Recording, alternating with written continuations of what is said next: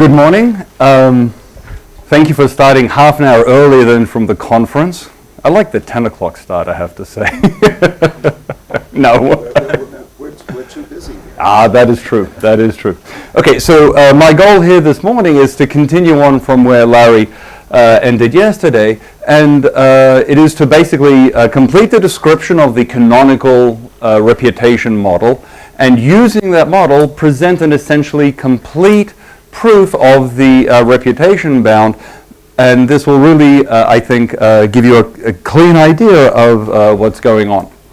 Okay, so the first couple of slides are basically going to quickly review the material that you memorized from Larry's lecture and we're looking over last night. So let me just quickly run over this notation.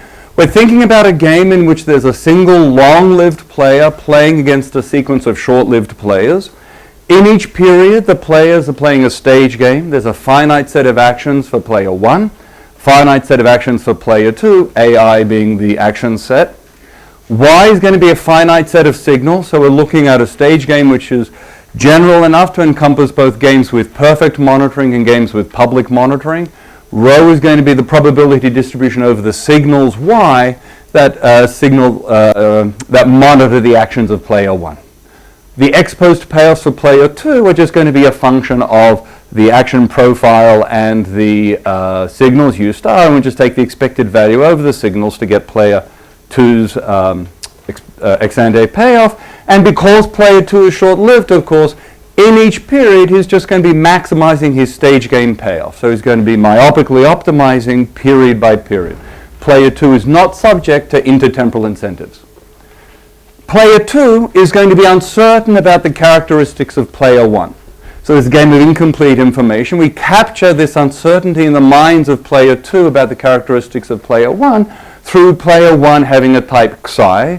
There'll be a big set, capital Xi, that encompasses the potential uncertainty that the short-lived players have about the characteristics of the long-lived player. All of the players are going to have a common prior mu on these types. And we're going to partition the type space into two sets. There'll be the payoff types Xi1. These are the types we'll be maximizing, and Xi just indexes the payoff function for the payoff types. And there'll be action types, behavioral types, and in general I want you to be thinking about this set as being very general. The types, these commitment types, can be doing all sorts of wacky, crazy things. They could be in the product choice game that Larry talked about, for example. It could be that on even dates a particular commitment type is choosing to exert high effort. On odd dates is randomizing 2/3, 1/3 on low effort. He could be doing different things on prime dates. He could be, and so on, just very crazy things. There's going to be a large set of possible types, and then we'll in particular focus on the implications of the existence of particular types within this larger set. Each payoff type is going to be maximizing his ex ante payoff. This is an attractive equation you saw last time, and he'll be maximizing the average discounted value. Okay. In terms of monitoring, player 1 knows his type, of course, and observes all previous actions of player 1 and player 2. Each player 2 only sees the past signals. As Larry mentioned yesterday, we can relax this and allow the player 2s to see the past actions. All that does is complicate notation. Strategies do exactly what you expect. As a function of what each player knows, they choose a probability distribution over their actions. So what's an outcome in this world? An outcome is what do we know once the world is ended? Well, nature first chooses the type of player 1. Once we know what player 1 is, or once nature has determined the type of player 1, then there's going to be an action profile in each period and a realized signal. There'll be an infinite sequence of these action profiles and signals. That's going to be an outcome. The space of all outcomes is capital Omega. So in this game, if we have a strategy profile, I've got a specification for each type of player 1, for each player 2, what do they do at every point in time. So this strategy profile, together with the prior mu, which determines the likelihood of the different types of player 1, determines a probability distribution or a measure over the space of outcomes cap omega. We're going to call this unconditional distribution over the space of outcomes cap bold P. I'm just going to call that P. If we fix a particular simple commitment type, this is the kind of types that Larry was talking about yesterday. This is a type who chooses the same action, alpha hat 1. It's denoted alpha because I want to allow for the possibility of mixed types, mixing by the type. If we have a fixed commitment type, then it's going to be choosing alpha hat 1 in every period, irrespective of the history.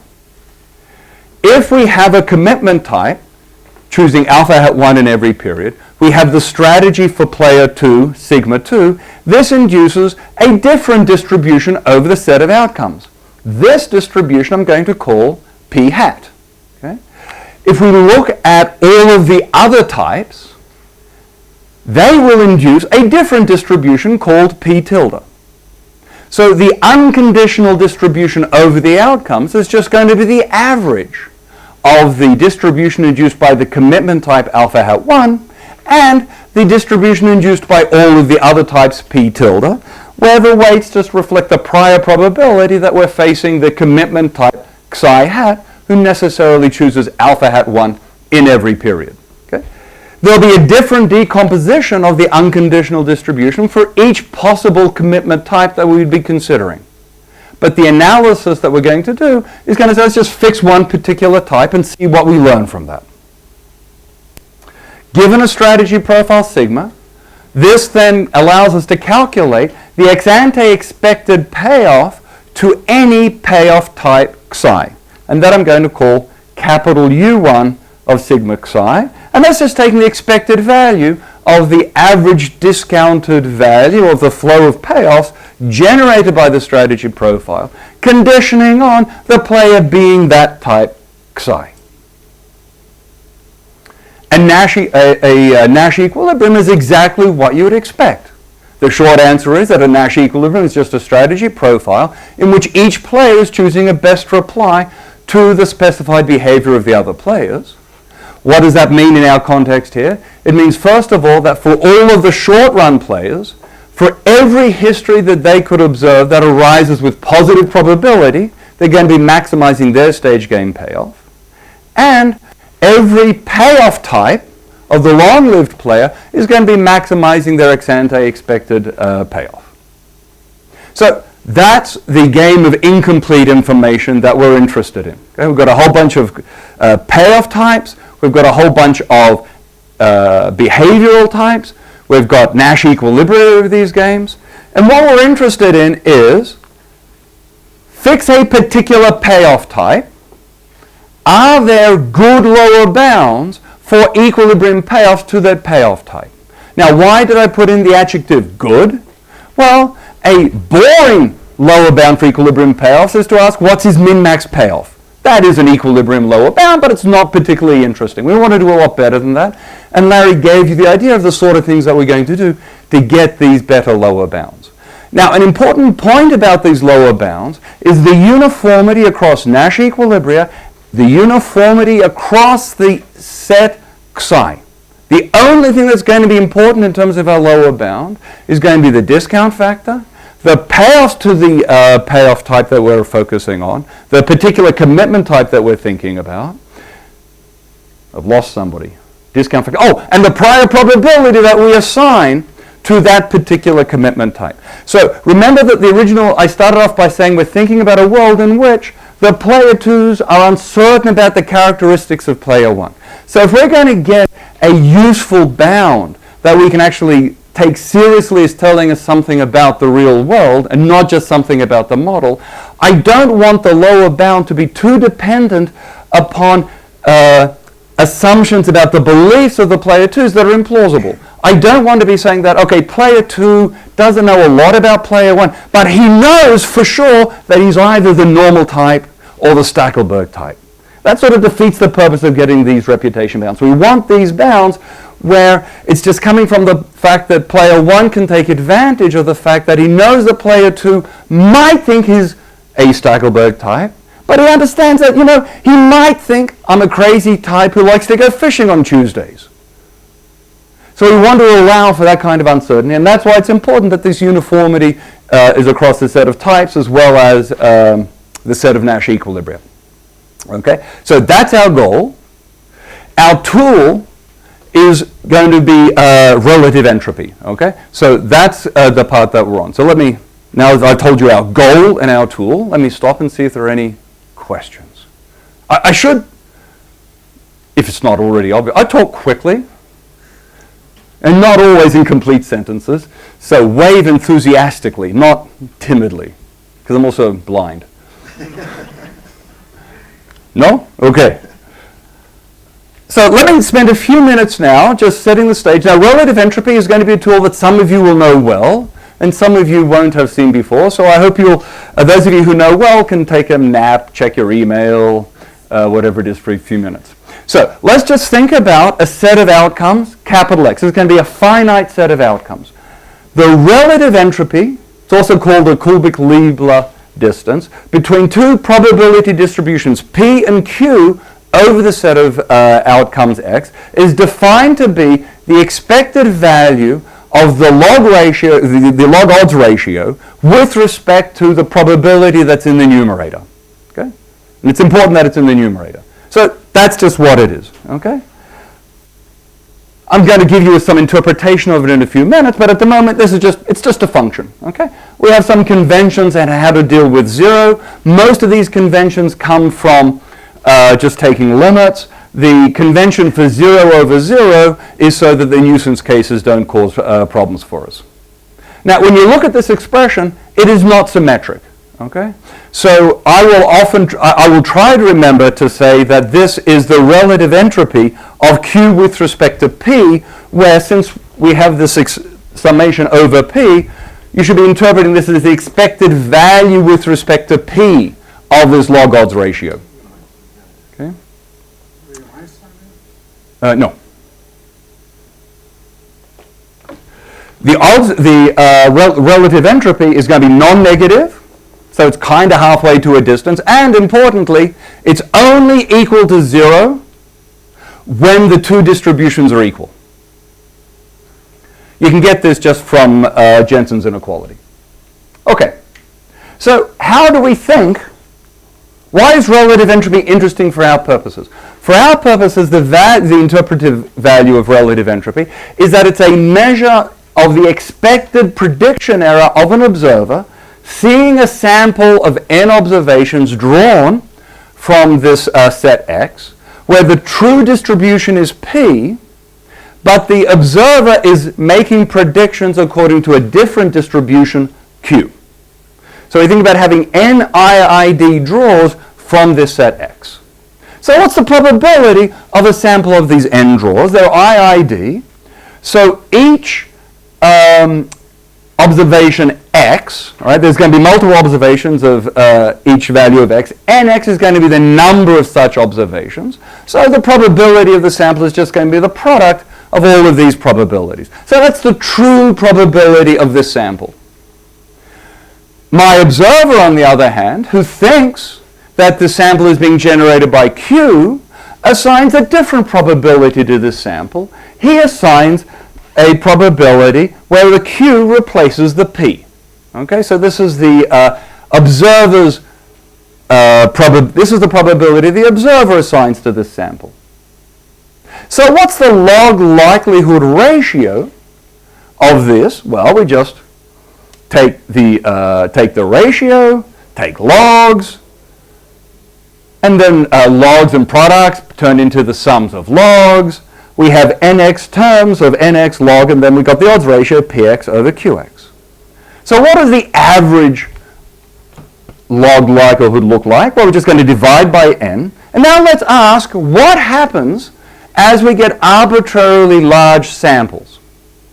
Well, as we get arbitrarily large samples, we know that under P, because P is the true distribution, under P, the ratio of nx divided by n converges to the probability of that particular realization, which means that the log odds ratio is going to converge to exactly the relative entropy. Okay? So what does that tell us? That tells us that if the relative entropy is equal to 0, then the observer is not expected to have any prediction errors. On the other hand, if our observer is using a different probability distribution to make predictions about the draws from X relative to the true distribution, then he's going to be making errors. And indeed, since the relative entropy is strictly positive, the log ratio is going to go to plus infinity for arbitrarily large samples. Okay? So that's the interpretation of the relative entropy. Okay, is that clear? Okay, so now we're going to do, now normally I don't like to do algebra in public. It's the sort of thing you should do with the curtains closed and so on. But this argument is so simple and elegant compared to the earlier arguments that I feel like I have to share it with you, and I'll hope that you will appreciate by the end the beauty of the argument. Okay, so why are we going to use relative entropy? Relative entropy has a beautiful property called the chain rule. Okay? So remember the interpretation. The interpretation of relative entropy is that it's the expected prediction error. So now I want to think about calculating the expected prediction error not for draws from a single set X, but now I'm going to be thinking about draws from a Cartesian product, X and Y. You could think about this as a signal realization today and a signal realization tomorrow. So we're now predicting pairs. What the chain rule says is that if I'm evaluating the expected prediction error for pairs, another way of evaluating the expected prediction error for pairs is to calculate the following two objects. First of all, ask, well, just focus on the first coordinate. What's your expected prediction error for the signal in the first period? Then, conditional on whatever signal is realized in the first period, what's your expected prediction error in the second period? But then, since we conditioned on the signal from the first period, we should then take expected values over the different possible first period signals. And what the chain rule says is that these are the same. So you can see here that in the equation, here's the relative entropy of the joint distribution Q with respect to P. And I've now broken it out as the relative entropy of the distribution Q just on X relative to P just on X plus the expected prediction error of the conditional distributions on Y conditional on X. Okay, so this is just going to be algebra and using the fact that the log of a product is the sum of the logs. So here I've just written out what is the relative entropy of these two joint distributions. Okay? So we have expected value. This is the true distribution P over the pair X, Y. Here's log of the odds ratio, but I've added in and divided by the same number several times to be able to use. You can see the PX cancels with this PX. This QX cancels with this QX, so we have PXY divided by QXY. Okay? So I haven't done anything complicated there. Now, what's the first thing I'm going to do? The first thing I'm going to do is, since I've got the log of the product, this is going to be the sum of the logs. So take the first term out. So then we've got the sum of X and Y, the joint probabilities, but then this log ratio here is independent of Y. So I can sum over Y on the first probability. So this is just going to give me the marginal over X. So the red term in the second line is just the relative entropy of the marginal distribution of on X of Q with respect to P. Okay? Now, what about the next term? The next term, you'll notice here that I had a PXY divided by the marginal distribution on X. That's just the conditional distribution on Y, conditional on a value of X. Similarly, the other expression is the conditional distribution on Y with respect to Q, conditional on a value of X. Okay? One more line. To get to this line, what did we do? We just broke out the joint probability into the marginal multiplied by the conditional, and there's the chain rule. Okay? So this is a very simple idea, and it's going to prove to be incredibly powerful. Yeah? Okay. So normally when I teach people are silent, that means they've either fallen asleep or they're waiting for me to be finished. No questions? No? Okay. Now, one more little ingredient that we need. This is called the grain of truth. Think about two different distributions, P and P prime, over my set X, and think about constructing a new distribution as the average of these other two distributions, a weight epsilon on P and a weight 1 minus epsilon on P prime for some positive epsilon. Okay? What is the expected prediction error of an observer who thinks, well, maybe the world is described by P, maybe the world is described by P prime, I'm assigning probability epsilon to the world being P, and indeed the world is actually P.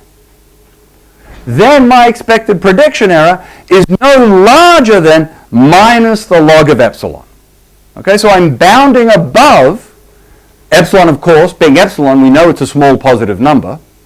Okay? So log of epsilon is negative, minus log is positive. So this is an upper bound on the expected prediction error. So what this is saying is that, in some sense, the expected prediction error an observer can make when he's putting epsilon probability on the truth is bounded above by how much weight he's placing on the truth.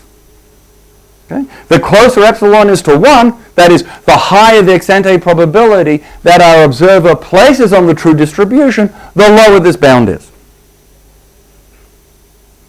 And this is really easy. Now I'm going to bring in the minus sign. So if I put a minus sign in front of the relative entropy, all that does is flip the probabilities in the log. Okay? So that's why I've got now P in the denominator and Q in the numerator. But if I've got Q divided by P is always at least as large as epsilon. Stick that in, sum over the P's is 1, and we're done. Okay? So that we now basically have all the tools, and this is only algebra, I hope you agree. Okay? Only algebra. We now have all the tools to get our reputation bound. Okay? So now let's fix a simple commitment type with positive probability. He's going to be choosing a particular mixed action, alpha, potentially mixed action. It may be pure. It may be like the Stackelberg type that we heard about yesterday. It may be the aggressive firm who fights entry at every possible opportunity. It may be a type who assigns probability 2/3 on high effort, 1/3 on low effort in the product choice game. Okay? This is our commitment action. Okay? Now let's think about what's happening in any Nash equilibrium. Okay? Because we want to take this idea of prediction errors and make now precise the sort of intuitions that you are getting from Larry. Now, before I go forward, let me just remind you of the intuition that you're getting from Larry. Basically, the intuitions that you were getting from Larry's talk yesterday is that if you had a candidate equilibrium where payoffs were low, that must be because, for example, in the product choice game, the customers were buying the standardized product. Because they were short-lived, this could only be because they were assigning a high probability to low effort. Then, if the firm always chooses high effort, that means the customers will be getting surprised a lot. And it's a property of Bayes' rule that you can't get surprised too often. So that's the path that we're on. Now, one of the things that you may or may not have appreciated from the way Larry was talking about it, that intuition that he gave you yesterday is particularly clean when you have games with perfect monitoring and pure action commitment types. This is the example that he was doing with the product choice game. Because this came up from some of your questions yesterday, in a world in which there's a pure commitment type, and there's perfect monitoring, as soon as the customers observe low effort, they know they're facing the normal type. Because the commitment type is choosing high effort for sure. Okay? So what does that mean? That means that when we're thinking about surprises or not, okay, it's unambiguous what a surprise is. The surprise is that we're assigning high probability to low, and we don't see a low.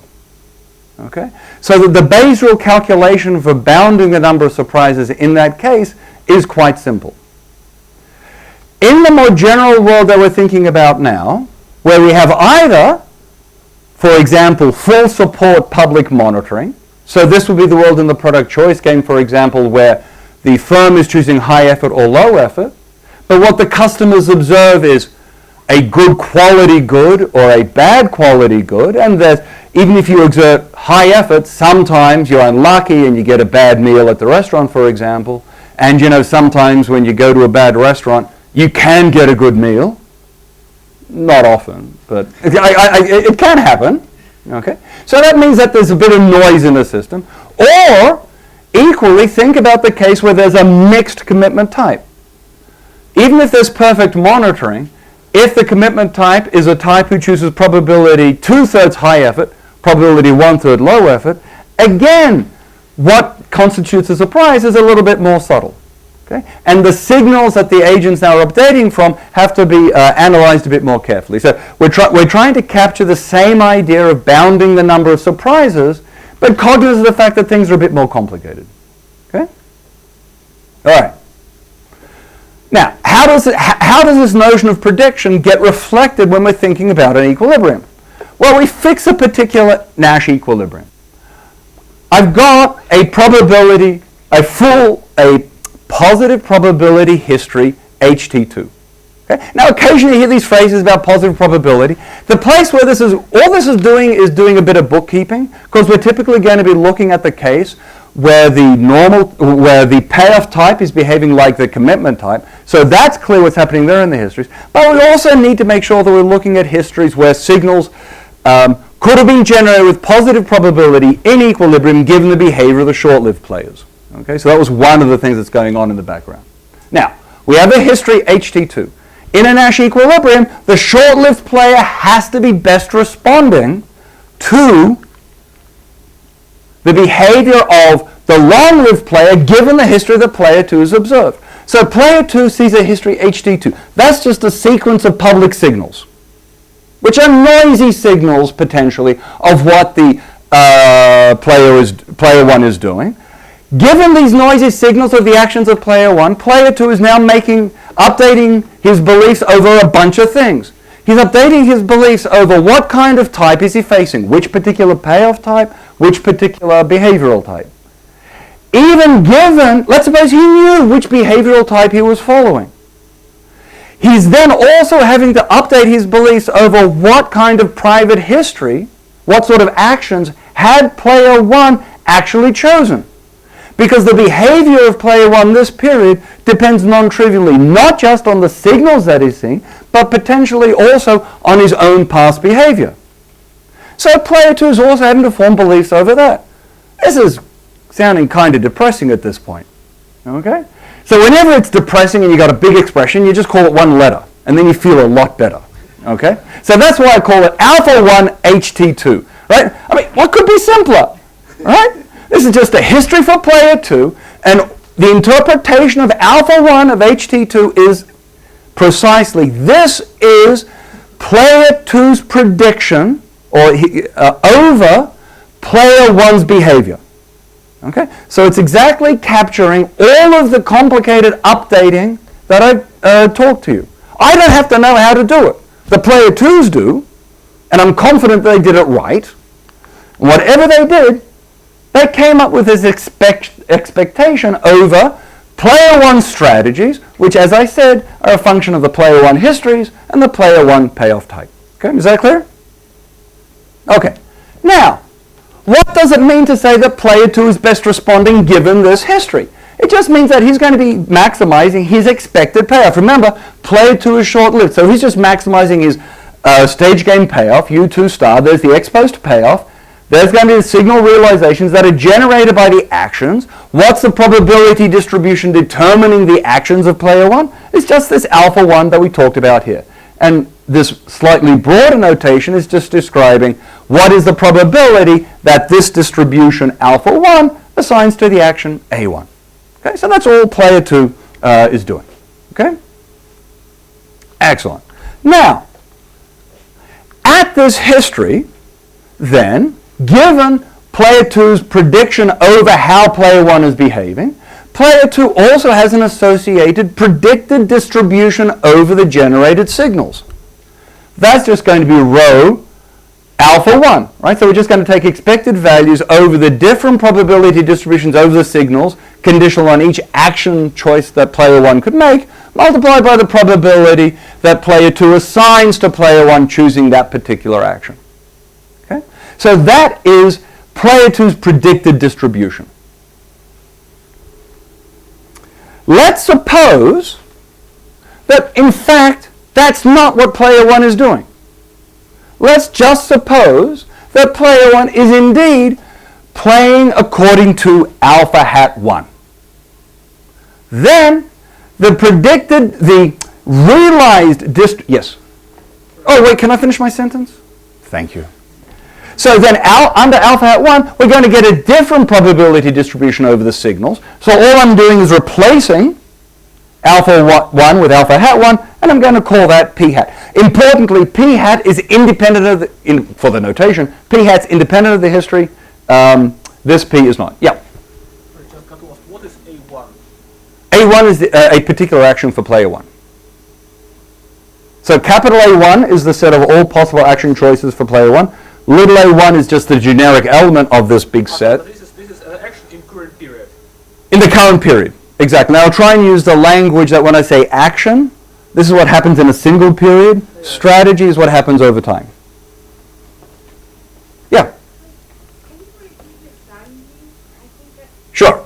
they see the signal and they, I'm confused. Yeah. Okay. So within a period, the two players simultaneously choose actions, then a signal is going to get realized. It's exactly supposed to be So, yeah, so, exactly.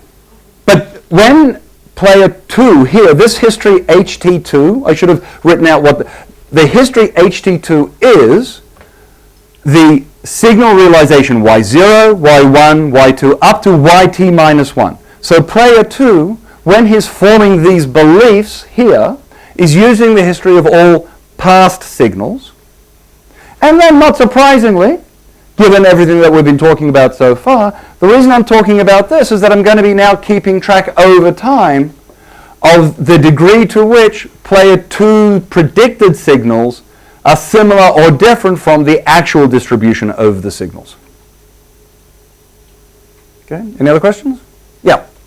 Similar to the previous question, in the second equation, once player 2 chose the alpha 1, so you already... Not true. Can I just... Thank you, yes. Why does the distribution y enters? Because... He already used... No, he used the past signal. So this exactly gets back to the other question. It's great. So let me go very slowly here. Here in HT2, we have all the past signals. And for sure, in terms of the complicated calculation that I never want to have to do, he's using the rows and the strategies and so on to do Bayes' rule on the past signals. Now we're in the current period. In the current period, player 2 has belief, so he has now, this is how I think player 1 could be behaving when I'm averaging over all his possible types, all the histories. I'm thinking, for example, he could be doing 5/6 high effort, 1/6 low effort. Now, this is imperfect monitoring potentially, so that means now, once player 2 chooses to buy either the standardized or the customized product this period, at the end of the period, there will be a new signal realized. What's the probability distribution over this new signal? And the probability distribution of the new signal is, well, if he chooses high effort with probability 5/6, and high effort produces a good quality output with probability 2/3, then we've got 2/3 by 5/6 on the high quality output. Low quality output would be, there's still a 5/6 and high effort, but then 1/3. Low quality, the other calculation. Okay? Excellent. All right, so these are just like we're talking about surprises, we're going to be looking at p hat, so we're going to be thinking about, looking ahead, the world in which player 1 is playing according to alpha hat 1 in every period. Player 2s, of course, don't know this. They think they're part of an equilibrium, so they think the signals will be generated by these distributions here, which will be a function of the histories that the player 2s see.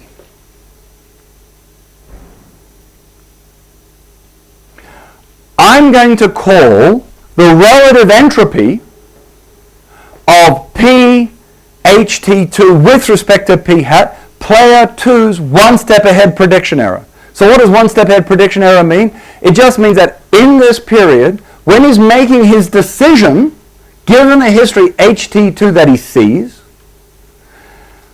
how far off do I, as the observer, expect him to be when I know that player 1 is in fact playing alpha hat 1? Right, so one step ahead because I'm just asking in one period. Okay? Okay. So, the goal, of course, we're going to be using to get these bounds, the payoffs that player 1 gets from playing alpha hat 1 and player 2 responding to alpha hat 1. And we've just seen that in a Nash equilibrium, in general, of course, player 2 is not best responding to alpha hat 1. But in some sense, we're kind of near there. What do I mean by that? What do I mean is that player 2 is best responding to an action profile alpha 1 HT2 that is kind of close to alpha hat 1. What do I mean by kind of close? Well, I mean that sometimes it may not be close at all, but I can measure how far apart it is.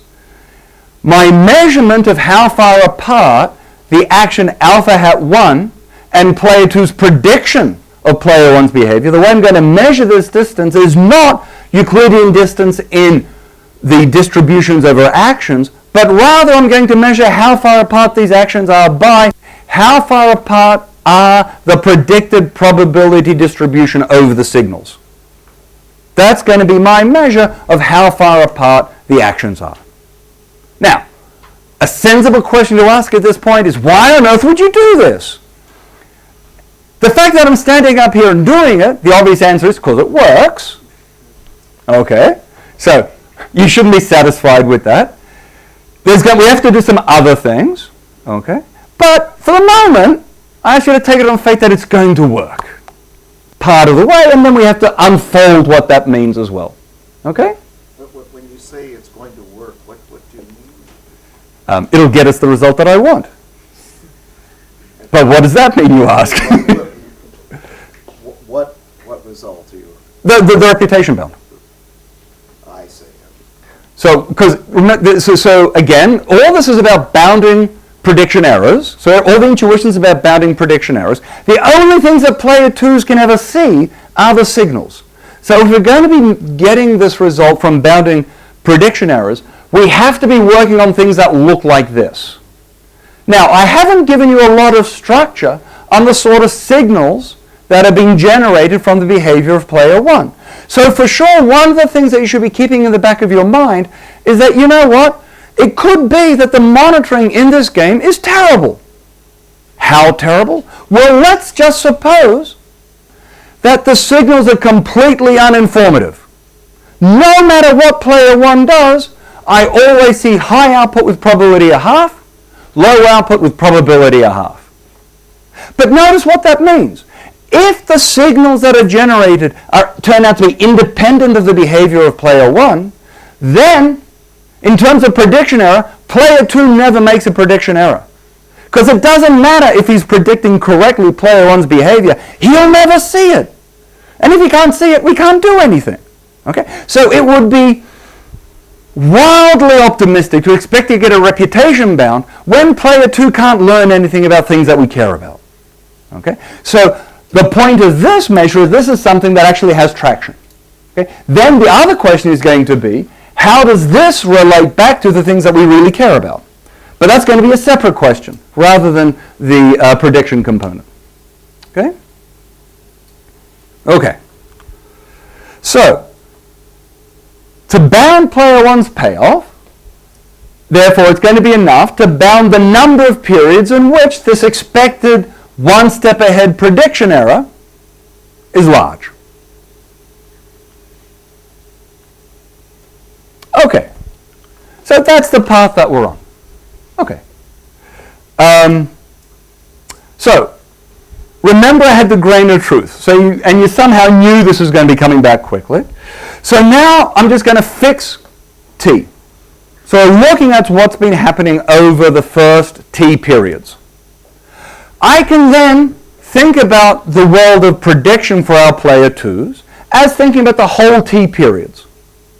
So, PT2, this is the unconditional distribution over the signals generated by my Nash equilibrium in the first t periods. Okay? So let me emphasize, I'm not talking about a one-period signal now. I'm really talking about, from the perspective of period 0, what is the probability under the Nash equilibrium of seeing different realizations of the next t periods of signals. So this is just going to be the marginal from my big P on player 2's histories for the first t periods.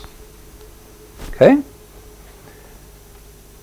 This, of course, just like the original unconditional distribution, I can break out into, well, with weight mu of psi hat, I'm facing the commitment type. Then I'm going to have p hat t2. This is the probability distribution over the first t periods of signals that are induced by the Nash equilibrium when player 1 is always choosing the commitment action alpha hat 1. Then, with complementary probability, 1 minus mu psi hat, I've got p tilde t2. So this is picking up all the rest. Okay? Now, for my grain of truth lemma, I know that the expected prediction error over, now this is the t periods of signals, so my total prediction error over these t periods of signals from the perspective of the initial period is bounded above by minus the log of the prior probability on that commitment type. Okay? George? Yeah. So the second point is the one that we should be taking on faith at this point? The second, this one? No, the second bullet. Yes. But you should be convinced, I mean, morally, you think, how could it not be? No, I mean, you made a distinction between how good a bound you will get, and that's clear from the completely noisy example. Right. There's a question of why this metric would give you any bound at all, because you're just talking about signals. So notice the word suffices. Yes. Okay. There could be other ways of doing it. Right, so this is what we should be, should it be completely clear how this, that's what I'm just trying to understand. Oh, you're really depressing me now. No, maybe. I thought, let me try again though. Okay, so. But I was so clear the first time, how can I say it differently? But it didn't work. Let me think for a second. I'm sort of a fragile guy. Skepticism, I see. No, let me phrase it this way.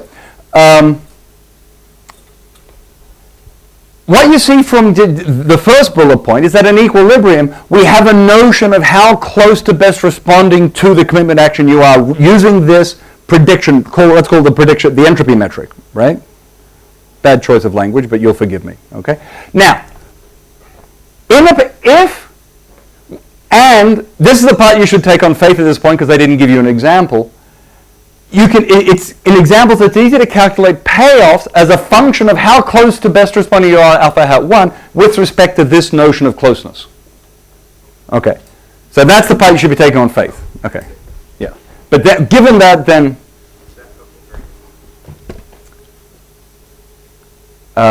good.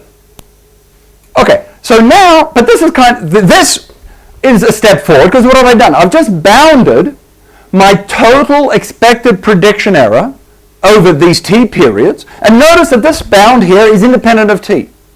I'm getting the same bound whether t is equal to 1, 2, a million, a billion, a Google, however big, okay? So no matter how many periods we're talking about, the total prediction error over an arbitrarily long sequence of signals is bounded above by this, okay? So So now we're going to apply the chain rule to this. So remember that we had, this is the last line in reverse order from the slide. Now I'm going to use the chain rule. And what does that chain rule says? Well, my total prediction error, when I'm predicting t realizations of the signal, I can break up into 2 bits. My prediction error of the first t minus 1 periods of the signals, plus my expected 1 step ahead prediction error in the last period. Okay, that was just the chain rule. We remember the chain rule. Okay. But now I can do it again. Do it again. And so what do I have? What I have is that using the chain rule, my total prediction error over t periods is exactly the sum over each period of the expected 1 step ahead prediction errors. And so what I know, therefore, is that the total expected 1 step ahead prediction errors is bounded above by minus the log of mu psi hat. Since that's true for any finite t, it's going to be true for the entire sequence. Okay? But now, intuitively, what is this saying? It's saying that you can't have too many periods where you have large 1 step ahead prediction errors. This is all from the initial period's perspective, remember. Everything we're doing is ex ante. Okay? So this is just saying the simple intuitive statement. It might be that in some periods you do a terrible job of predicting the realized signals. But if you do a terrible job of predicting the signals, that means that the typical signal you observe in that period is very informative. It's going to change your posterior distribution over the types a lot. Because remember, we're starting with a grain of truth. You're putting epsilon weight on this commitment type. Okay? So if you see signals which are only stochastically related to the behavior of the commitment type that surprise you, where the true distribution is being determined by the commitment action, that must mean that you significantly update the probability on the commitment type. Some other period, you're again surprised, but then leads to the same update. This can't happen too many times. That's all this is saying. Okay? Is that clear? Yeah. And where did you make use of the assumption that H is an equilibrium history? Because I'm doing Bayes' rule, so I just want to make sure that I'm never dividing by 0. But if I take some other history that satisfies that you're not dividing by 0, but if I take some other history, would it work? No, okay, so at the moment we're just doing Bayes' rule, so the only property we're using is the histories HT2 have positive probability. Okay. So We haven't done, so in particular, when we say things like we're doing equilibrium analysis, at the moment in terms of this calculation, I've been giving a lot of intuition in terms of best responses of player 2, but at the moment I haven't said anything about best responses of player 2. So at the moment in terms of the formal analysis, I have not been using equilibrium. The only property I've been using is that HT2 has positive probability. Yeah? I want to make sure I understand. So what you are saying is if player 2 faces a commitment type, then eventually he will assign a high probability that he is facing a commitment. No. Close. And I can see why you think that. What I said, because remember, everything is, we're doing relative entropy, so what is this, the distributions that we're calculating relative entropy with respect to are all being calculated from the commitment action. Okay, so what's a little bit misleading here, and I should have made this clearer earlier on, I introduced this notation as being this is the p hat is the distribution over outcomes conditional on the commitment type. So then that would lead you to that conclusion. But when I look at the marginal over the space of outcomes, just looking at player 2's signals only, that distribution is the same distribution as the distribution induced by player 1 choosing the commitment action in every period, whether he's the commitment type or not. Okay, because the only role of the types directly is in determining the payoffs of player 1. They don't enter directly into the probability distributions. Okay? So I'm a little bit hesitant. It seems like this trick of using the relative entropy, which Insight, I think, was the word you were after. It's amazing. Yeah. No, absolutely. Which avoids the direct computation and Mhm. phasers and so on. So this may apply well to other procedures as well, right? You don't have to have the player 2 exactly using Bayes' rule, for example. There might be something much weaker. I'm just wondering if this is... I don't know. I mean, probably. I've got nothing intelligent to say to that. It's a good question. Anything I can answer? Okay. Now I'm going to come back to equilibrium and draw this connection between how far off we are in terms of prediction and behavior. So I'm going to say, this is not my nomenclature. Nobody could be proud of this nomenclature. An action is an epsilon entropy confirming best response. It's a bit of a mouthful. To an action for player 1 if, now what are we going to, what's a best response? A best response just says you maximize payoffs. But as I indicated earlier on, there's this mismatch perhaps between what player 2 thinks is happening, what is actually happening, and whether future player 2s looking at what had happened can detect whether the predicted actions were similar or different from the actual action. So how are we going to capture that? Well, I'm going to say that an action is an epsilon entropy confirming best response if there is another action for player 1 to which player 2 is best responding, and when I look at the probability distribution over the signals induced by these two different actions, the distribution induced by alpha prime is epsilon close to the distribution induced by alpha as measured by relative entropy. Okay? So in other words, in a Nash equilibrium, at any on the equilibrium path history HT2, player 2's action is a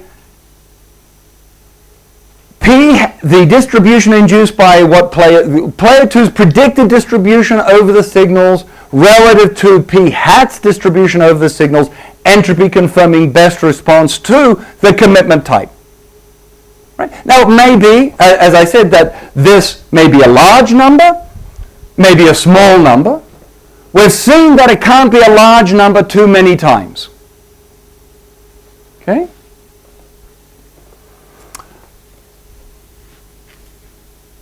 Okay, now I want to go back and link this back to payoffs. Okay? So, for any payoff type psi, I'm going to calculate a function, v lower bar alpha 1 superscript psi, and it's a function of epsilon. Okay? So epsilon is the thing that's going to vary. This is the bound on the relative entropy that we're interested in. We're going to ask what's the least payoff that player 1 could receive if he chooses alpha 1 when his payoff type is psi, and player 2 is playing an epsilon entropy confirming best response to alpha 1. Okay? That's what v lower bar alpha 1 psi, that's the function, and it's going to be a function of this bound epsilon. Okay? And then I'm going to denote by W, with all the other decorations associated with it, the largest convex function below this. Okay? So what do these things look like? So let's go back to the product choice game that Larry talked about with perfect monitoring. Okay? So this is a familiar game. I'm going to think about the commitment type alpha hat 1. So this is the type that assigns probability 1 to high effort. Buying the customized product is the unique best response to any action of player 1 that assigns at least a probability, that assigns strictly more than 1/2 to high effort.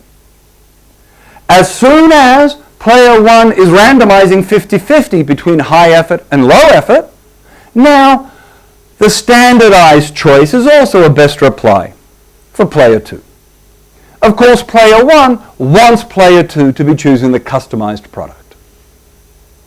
So now let's calculate the relative entropy of the signals generated by these different profiles. Okay? So remember, the bound on payoff we're going to be minimizing over epsilon entropy confirming best replies. So that means things get bad when player 2 thinks that player 1 could be randomizing 50-50, because that's when he could choose the standardized product. And if we're trying to minimize player 1's payoff, that is indeed the choice that player 2 should be making. So if player 1 is actually choosing high effort for sure, that's alpha hat 1, player 2's prediction is the 50-50, that, when we calculate that relative entropy, what do we get? Well, the true distribution assigns probability 1 to h. So that's p. So there's a 1 sitting in front of the log. Then we get the log of the odds ratio, 1 divided by 1/2. That's just the log of 2, which is approximately 0.69. That means when I calculate my v, this function v, decorated, sounds like it went through the wars, what happens? If epsilon is smaller than log 2, what does epsilon smaller than log 2 mean? If epsilon is smaller than log 2, then I'm looking at distribute that player 2 thinks player 1 is randomizing with probability and high effort strictly more than 1/2. Then player 1 gets a payoff of 2 because we've got high effort customized. Okay? If epsilon is greater than or equal to log 2, now suddenly the standardized product is also available to player 2 as the best reply. The standardized product gives player 1 a lower payoff. Now remember, player 1 is choosing high effort. Okay, there's the h there, so he gets 0. Okay, so that's what v looks like. Okay, so that's v. They say a picture is worth 1,000 words, so here's my picture. Okay, so here's v. Okay, epsilon is on the horizontal axis, player 1 payoffs are on the vertical axis. And so there's v. Now remember what w was. Decorated w was the largest convex function underneath v. And so it's the green line here. Okay? Now, the important thing to see in this example is that when I think about small epsilons, the w and the v, these are actually close to 2, which was the Stackelberg payoff to player 1. Okay, so now we're connecting back. Once we see what is an entropy confirming best reply, we're connecting back to the actual payoffs that we care about for player 1. Okay? Now, let's look at a different Stackelberg action for player 1. This different Stackelberg action for player 1 is a mixed Stackelberg type. So this is where player 1 randomizes with probability 2/3 on a high effort, probability 1/3 on low effort. Again, in terms of the best replies for player 2, it's the same as before. Player 2 has as a unique best response the customized product if he thinks that player 1 plays high effort with a probability strictly larger than 1/2. At equality or less, the standardized product is a best reply as well. Calculating now the relative entropy, the critical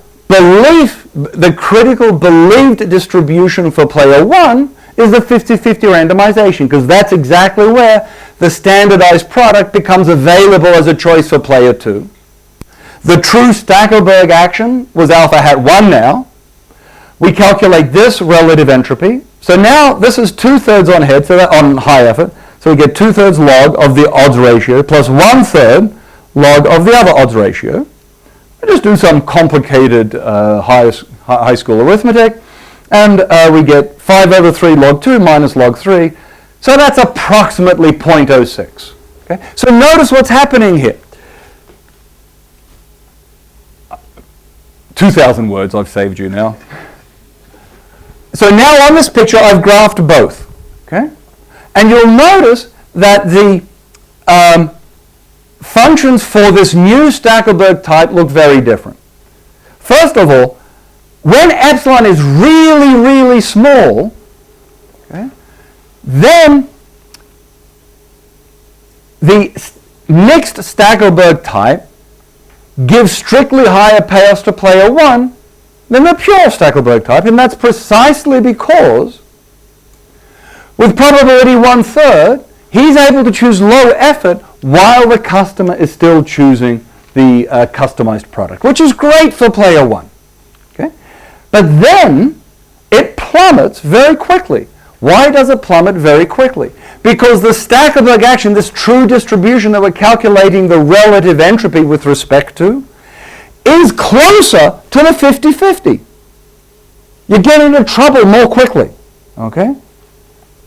That's why we plummet down. But notice we don't go all the way to 0.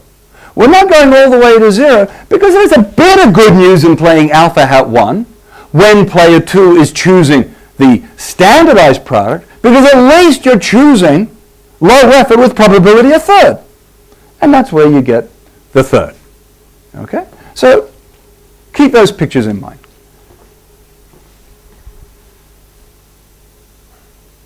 All right. So now here is the result. Suppose the action type has prior positive probability for some potentially mixed action alpha hat 1. Okay? So there's no statement here about this being a Stackelberg type, or it's just some type. Okay? Then take any payoff type psi. His payoff in any Nash equilibrium of the incomplete information game that we described, it seems like yesterday. Oh, indeed. This is going to be, this equilibrium payoff in any Nash equilibrium, and notice there's no restriction on psi, the set of all types. The only restriction that I've placed on the set of types is that psi hat, the simple action type that chooses alpha hat 1 in every period, has strictly positive probability, and I've given it a number, mu. Okay? This is going to be greater than or equal to this decorated W function evaluated at a particular value of epsilon. What's the value of epsilon? Epsilon hat. Not a lot of progress. What's epsilon hat? It's going to be minus 1 minus delta, the log of mu. So you notice that this bound is only a function of the discount factor and the prior probability on this particular commitment type. And it's not depending on anything else. Okay?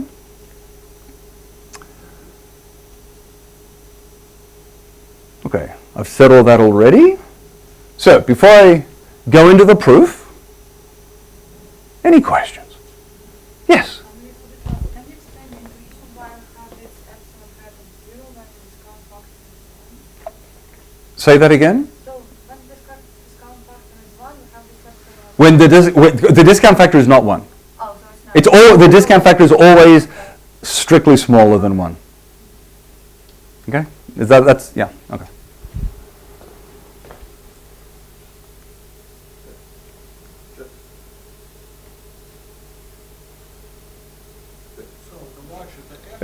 Just like Eric was asking a question, and then I'll come back to you. Slow in getting out.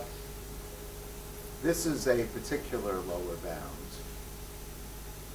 Presumably, if you use more information about the prior distribution, Excellent. Yes. get Good. better bound. Well, in fact, we've already seen an example of that. Yeah.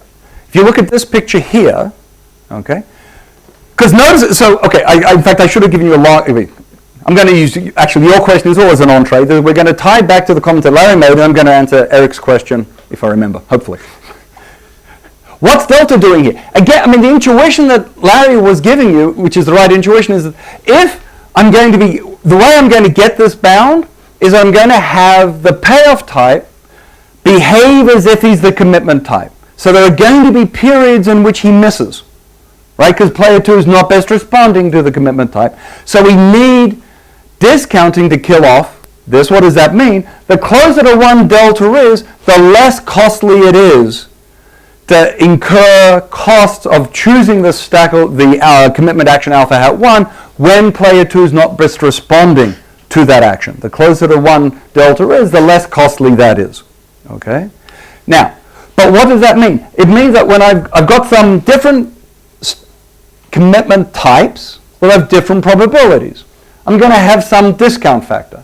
Okay? So it's common to interpret the reputation results as saying, well, this means that, for example, patient player 1s get arbitrarily close to their Stackelberg payoffs. Okay?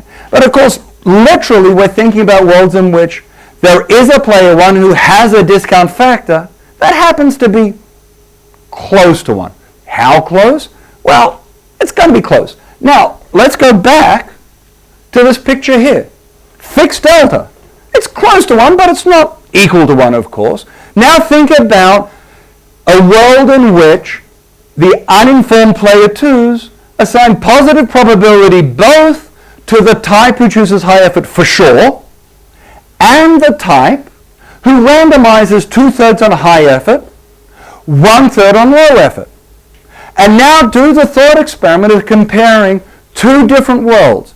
Fix mu, this probability distribution over the types, and then compare two different discount factors for player 1. One that's close to 1 and one that is very close to 1. For the discount factor that's sufficiently close to 1, when I fixed my probability distribution, that 1 minus delta log mu is going to be less than epsilon bar. Right? Because that's what the critical number I'm talking about is epsilon hat. That 1 minus 1 minus delta the log of mu psi hat. So if that number is smaller than epsilon bar, sufficiently smaller so that the green, so where is it? I've lost the blue, you see here, this blue is above the green. So that's a really nice lower bound for player 1. Okay? But now suppose that player 1 isn't quite that patient. So then the epsilon hat turns out to be larger than epsilon bar. But it's quite a bit smaller than log 2. Then the green bound is the attractive one. That's going to be larger than the blue one. Okay? So that's the sense in which, so I'm going to give a more precise, I'm going to give the obvious state version of what that means. But that's the way we should be thinking about these sorts of exercises. And this is what Larry meant yesterday, that there's a sense in which the payoff type can choose which commitment type he wants to be like. But the choice that he makes is going to depend for sure on the discount factor and the uncertainty in the mind of the uninformed players. Okay? Did that answer everything? I feel like I've got something lingering. Okay, yes? Do we know if W under bar is monotonic? Yes. So the U is clearly going to be monotonically decreasing because as we increase epsilon, the set that we are minimizing over gets larger, so we go down. And then if we're just looking at the maximum convex function underneath, that's also has to be monotonic. Good. Now let's do the proof.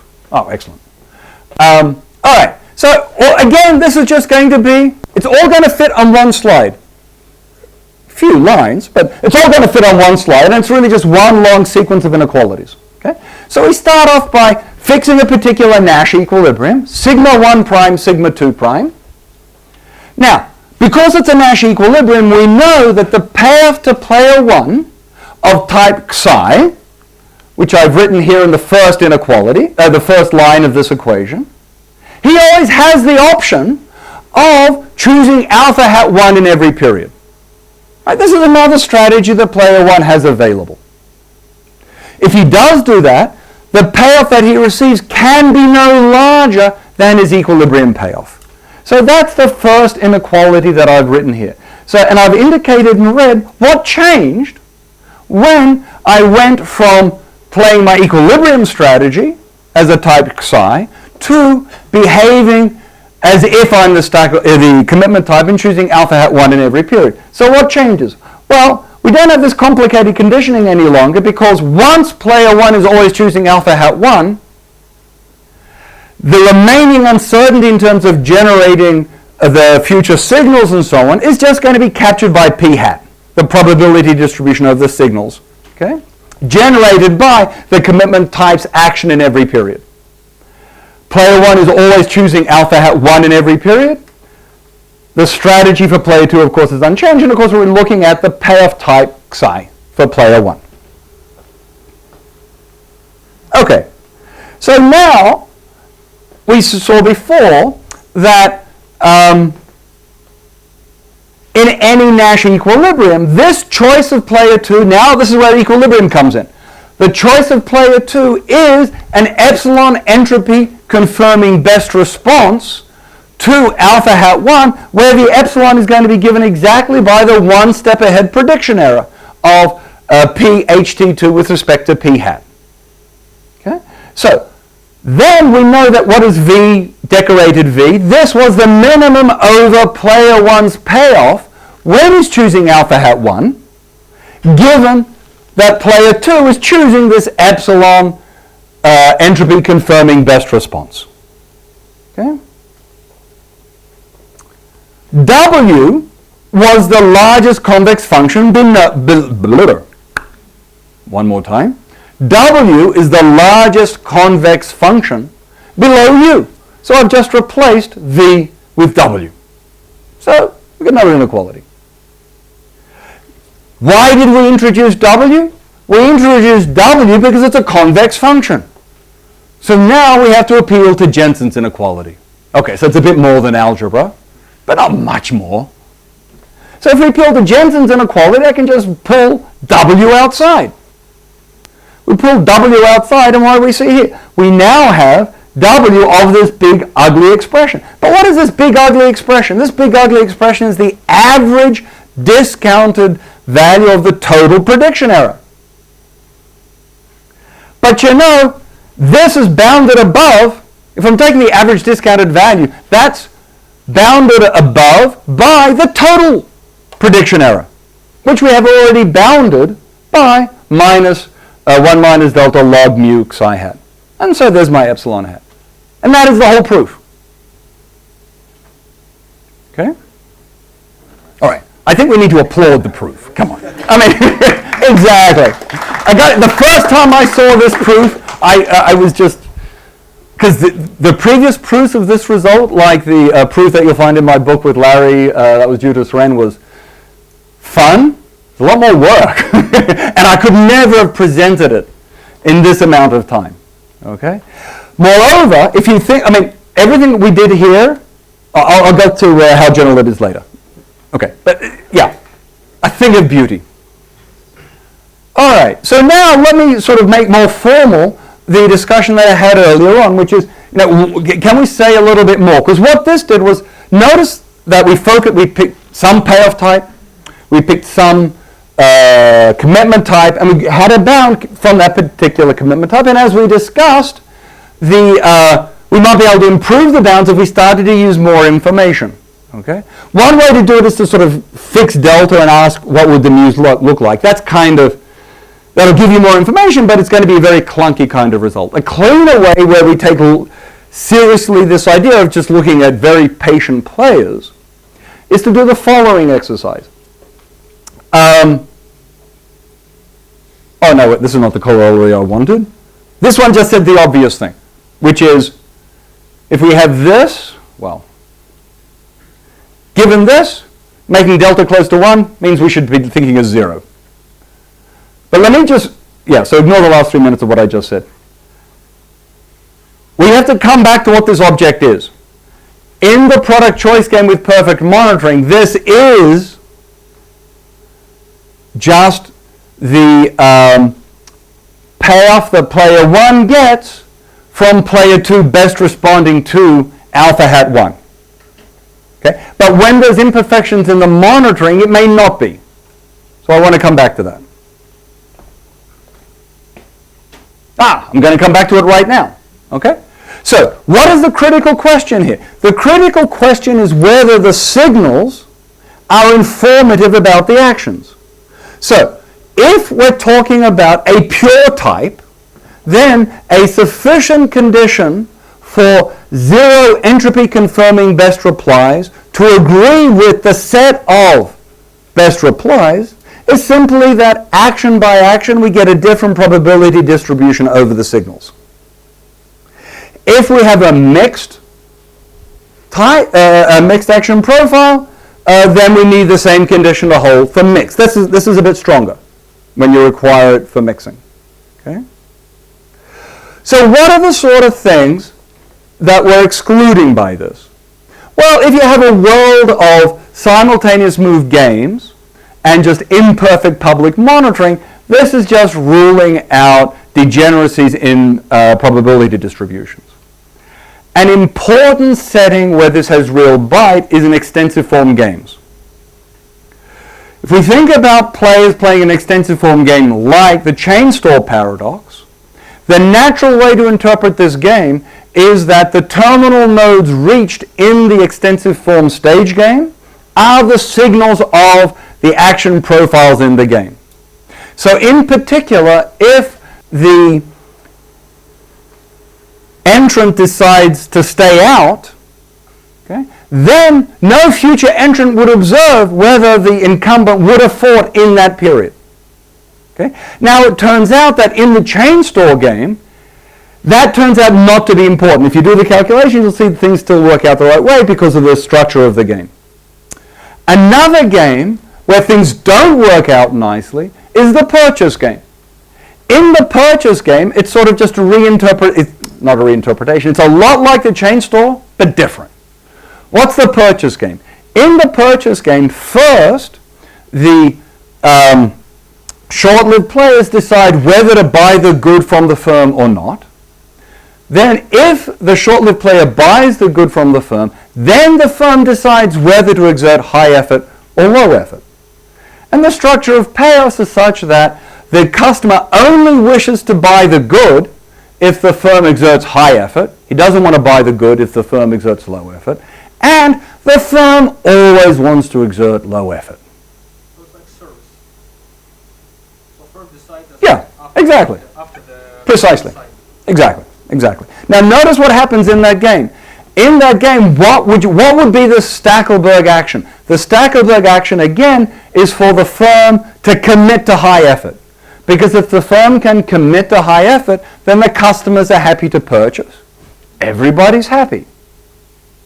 In the stage game, the unique subgame perfect equilibrium is for the firm to shirk if the customer buys, and so the customer doesn't buy.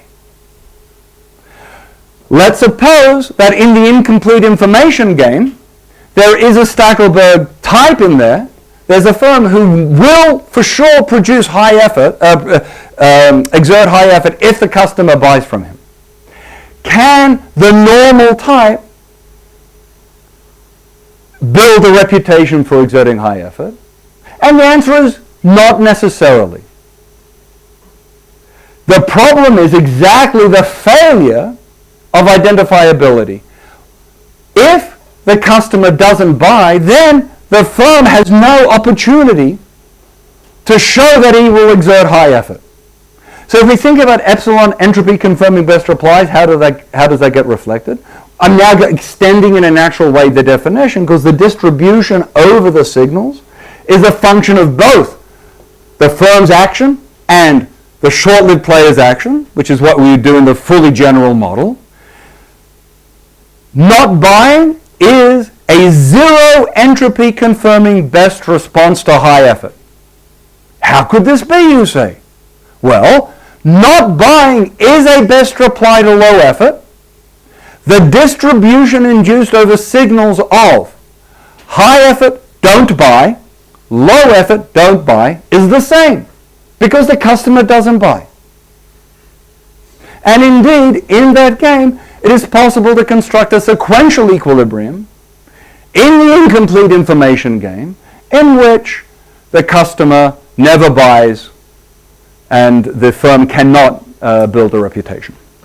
Okay, so that's what's going on in terms of this entropy confirming best replies and the relationship to payoffs.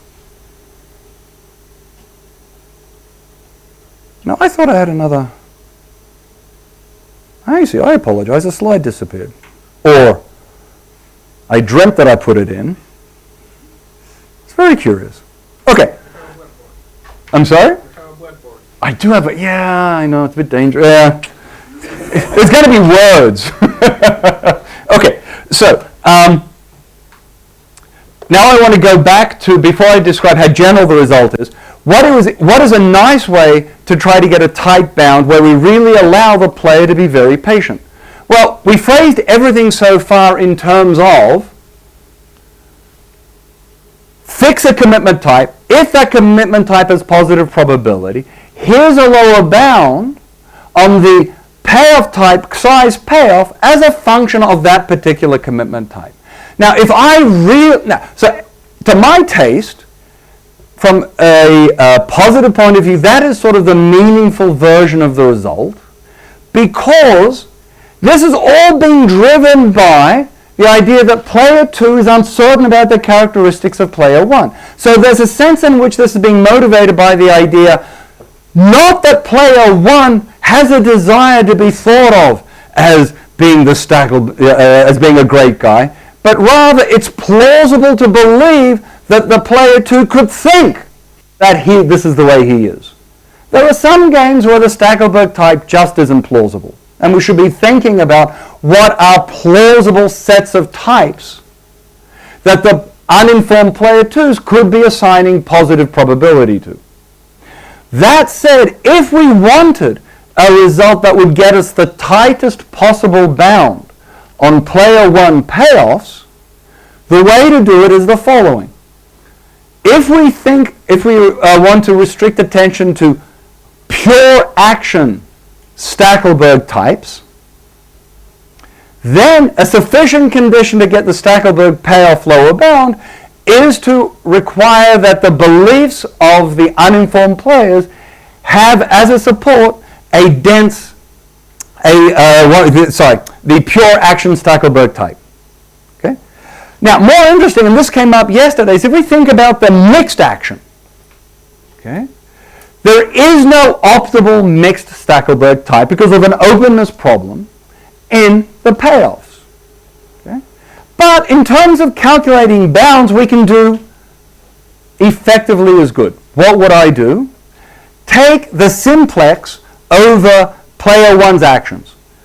Suppose the beliefs of player 2 have as a support a dense subset. So I'm talking about the simple types. The actions that the simple types are associated with form a dense subset of the set of mixed actions for player 1. Then we're going to get as a lower bound on player 1's payoffs his mixed action Stackelberg payoff. Okay? Now, which particular type is going to imitate, that's kind of complicated. It's going to be a function of delta and everything else. Okay, let me conclude with how general is the result. So, everything I talked about today, with the exception of the purchase game, focused on public monitoring, which clearly includes perfect monitoring, the signal structure for player 1, that those Y's were, the probability distribution only depended upon player 1's actions. Okay? All of that we can relax. For a start, in terms of, notice here, in terms of calculating that reputation bound, I didn't say anything about what player 1 thought player 2 was doing. So this bound would actually work in a world in which there's private monitoring. In fact, it could be extreme. It may well be that player 1 never sees anything about player 2. Okay? And he just gets his payoff at the end of the game when he goes to heaven. Okay? So, private monitoring is not a problem. It's not a problem to have the probability distribution of the signals that player 2 observes be a function of both player 1's actions and player 2's actions. Notation's a little messier. Same thing goes through. Player 2 observes past actions of player 1. Everything goes through. Just a little messier. Okay, so that's all I have to say on that. I've got one thing I want to say about repeated games, but I'll open up for questions first on this. Brilliantly clear, huh? Yeah, okay, fine. Yeah, good. Well, someone has to ask it, right? Thank you. So just if you look back on the scheme of the proof, Mhm. going back to the main theorem, so it turns out that basically what we have done, we've calculated the payoffs, just ignore any types other than commitment types, Mhm. and calculate the payoff for each commitment type in equilibrium. Yeah. Just as if player 2 was facing the decision problem.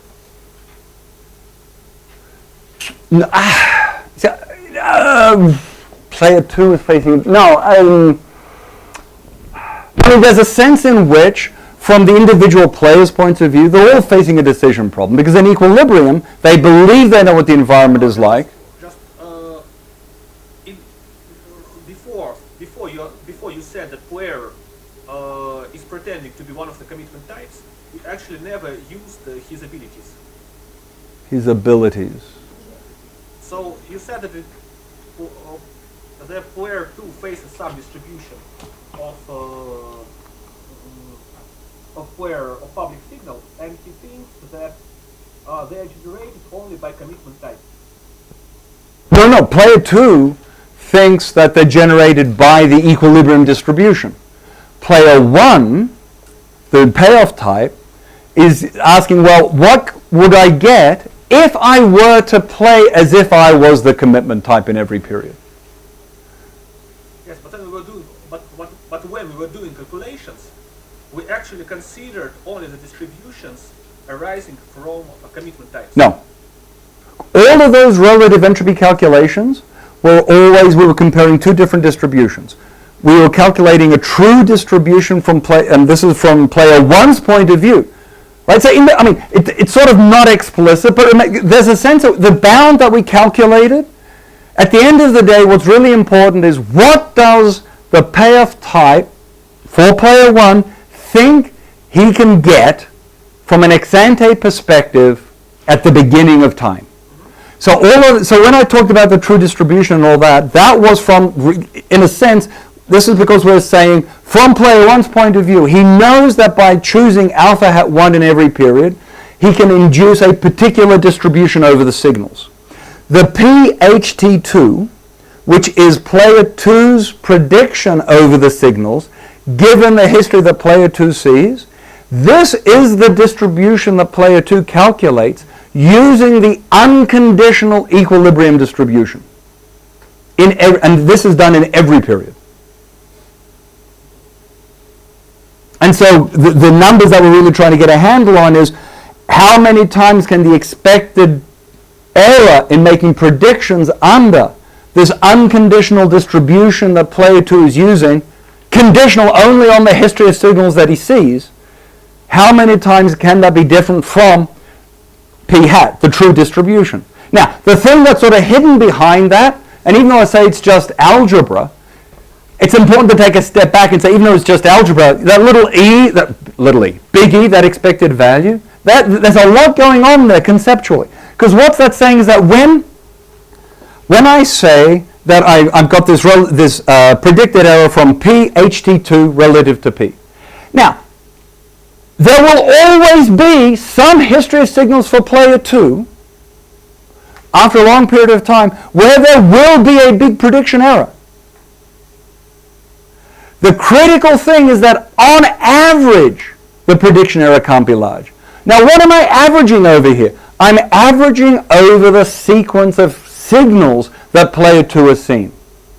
So those particular sequences of signals that would generate large prediction errors eventually have very low probability, because these signals are actually being generated by the alpha hat 1 choices in every period, and not some other behavior. So I'm not sure if that helped. More or less, probably. I asked one more question, but after that. Okay. All right. I'm over time, so I'm going to cheat and say one thing. I just wanted to give a second response to Bob asked an important question yesterday about when we're thinking about equilibrium analysis in repeated games, and basically, why? Why are we here? Why are we looking at equilibrium? This is a hard question. And I think, particularly in repeated games, from their use in understanding institutions, long-run relations, and so on. An important reason to be studying equilibrium is that it imposes discipline on us as modelers. It's too easy to describe behavior by saying people are going to behave in this way because they're afraid that if they don't behave this way, they'll be shot. Right? You can support lots of behavior by just making these ad hoc announcements or statements about what they believe is happening. And what equilibrium analysis does is force us as modelers to make sure that the way we think of the players thinking about the game is internally consistent, is internally coherent. And if we don't use, it's not as if equilibrium analysis when plays a patient has that much bite anyway, okay? But what little bite it has, we should use at least from a modeling perspective, if no other. Okay, let me stop there. Thank you.